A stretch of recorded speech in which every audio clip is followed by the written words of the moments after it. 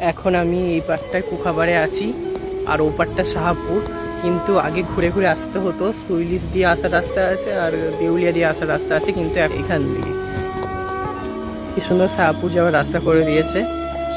আর এই দিকটা জল মারা হচ্ছে আর এই দিকটা জল আপাতত আছে।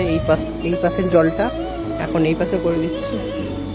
আমি শুধু ভিডিওটা করব বলেই, তোমাদেরকে শেয়ার করব বলেই আমি ওই পারে গেছিলাম, কিন্তু এই কাদাটা আমাকে পার হয়ে যেতেই হবে। আমার বাড়ি যেতে হবে এখন, কারণ আমার ও পারে বাড়ি শাহপুর আর ও পারটা কুখাবার।